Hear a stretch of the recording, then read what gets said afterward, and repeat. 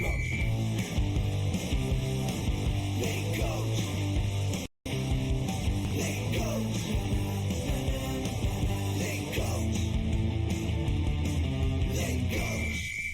Dubé à la rubrique Les Coachs depuis le KeyBank Center à Buffalo.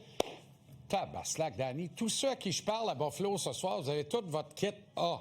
Vous êtes prêts pour un grand soir, là. C'est un grand... Il y a quelque chose d'important ce soir. C'est un classique. C'est un classique. C'est comme la chemise, cravate bleue, veston un peu crème, café. Très classique. Formidable. Je viens de boire ma dernière gorgée de mon deuxième café. Jour de match. Jour de match. Il n'y en aura pas 3. Il y en a 2. Non, 2, parce qu'à 3, là, tu te possèdes plus, c'est ça? Il faut se rendre à 11 heures, pas à 3 heures. Hey, juste avant de commencer nos affaires, je veux juste te dire, je t'entendais avec Tony, puis parler de l'article de Harpen sur le jeu à 5 contre 5. Ça me fait toujours un petit flot. Ben oui, j'imagine. Lorsqu'on commence à parler du jeu à 5 contre 5. Ben oui. Ce dont tu nous parles depuis la nuit des temps. Ouais, peut-être ça sur mon île il y a une couple d'années. Mais enfin, c'est tout correct. Mais Danny, c'est bon d'inspirer les mouvements. C'est bon d'inspirer les mouvements. C'est ça. Après, une fois que tu l'as dit, malheureusement, ça ne t'appartient plus. Mais il y en a des perspicaces comme moi qui s'en rappellent. C'est gentil. Merci.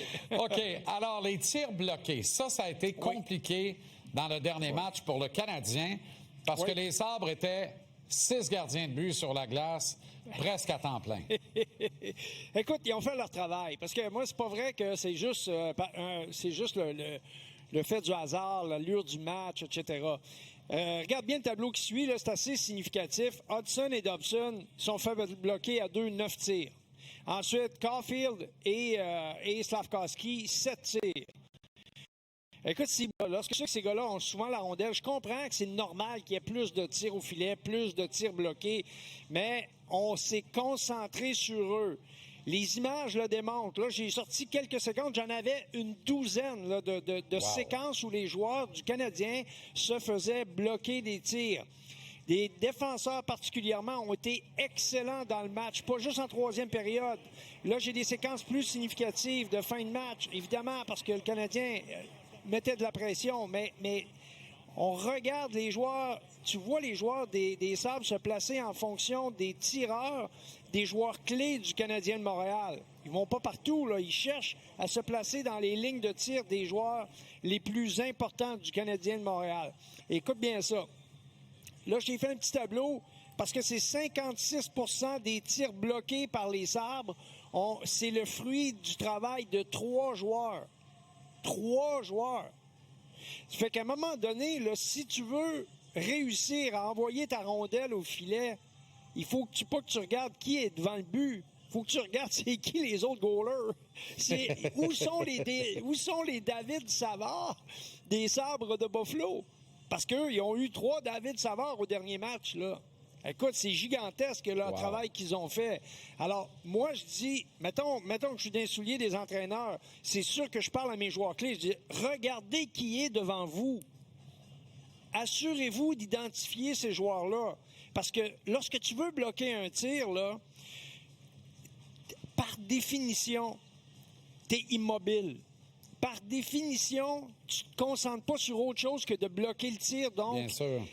Tu es en position vulnérable. Si l'adversaire, tout à coup, décide de changer de position et patiner avec la rondelle, ça devrait créer de l'espace. Ben oui. Exactement. Mais Danny, on jouait à domicile dans le dernier match. Martin, le dernier changement.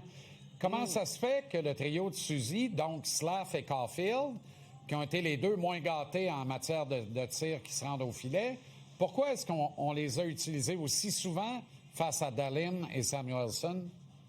Ben écoute, ils avaient beaucoup la rondelle. Je pense que l'entraîneur se disait, on a la rondelle, ça va finir par débloquer, il va se passer des choses. Mais moi, je vais te dire ceci. À un moment donné, là, je le sais qu'on est dans la Ligue nationale, puis c'est pas les réseaux de compétition habituels. Les joueurs, il faut que tu les laisses travailler, il faut pas que tu ailles commencer à jouer dans leur tête. Mais quand ça rentre pas, il faut juste que tu trouves une manière de les placer en avant du filet. Tu te souviens de la statistique? 10 avant le dernier match. Je t'ai donné la statistique. Je la répète pour les gens qui n'étaient pas avec nous.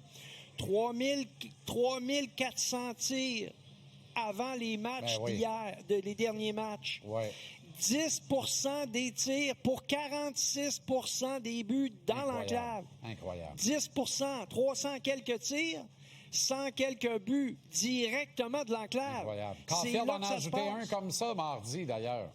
Exactement. Donc, moi, je te dis, ça, c'est essentiel. En ce qui me concerne, là, c'est un non négociable. C'est là que ça se passe. Tu peux viser, tu peux faire la fameuse passe transversale, tu as le bâton dans les airs, c'est beau, c'est génial. Mais les gardiens semblent avoir le numéro du Canadien de ce point de vue-là. Parlons-en de Luukkonen. On a soufflé dans ses pneus au dernier match. Mon humble opinion. Oui, monsieur. Je pense qu'on peut les dessouffler facilement. Il faut juste s'en donner la peine, Danny. Oui, son anticipation était hors pair pour les mêmes raisons. Tu sais, je pense que c'est son avantage numérique. Tu le sais qu'il cherche la passe transversale. C'est le jeu de prédilection. Et ils sont très, très prévisibles. Alors, comme ils sont prévisibles, évidemment, plus tu es prévisible, plus le gardien se prépare en fonction du jeu transversal. Bing, encore une fois. Et je le dis très candidement, je le sais que c'est pas évident, là, mais ces tirs-là, c'est les tirs que le Canadien fait depuis le début de la saison. Et je t'ai parlé de l'efficacité en avantage numérique. Bien, on est en moyenne, à ce jour, à 17 d'efficacité pour tous les matchs au total. Incroyable. Fait que si t'attends après ton avantage numérique, gagner des matchs, ça marchera pas. Bonne chance. Danny, une fois de temps en temps, peut-être. J'adore ton dernier point. Dobej doit être plus stable parce que dans le dernier match, il n'est pas blâmé, mais j'ai trouvé qu'il était moins bien ajusté, surtout après la malédiction de la Zamboni en 15 secondes. En 15 secondes, pas cadré, donc pas très, très en contrôle. Et c'est là que ça commence.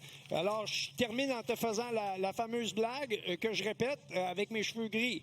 J'ai le privilège de radoter. Le gardien de but, c'est un pompier.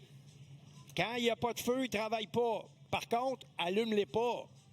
Allume pas le feu, là. Fais juste contrôler la rondelle. Allume pas le feu. Donne-toi pas de l'ouvrage. Donne-toi pas de l'ouvrage. Cherche pas le trouble. OK, Danny, merci infiniment. Bonne soirée, bon match. Merci des éclairages. Salut. Bye bye.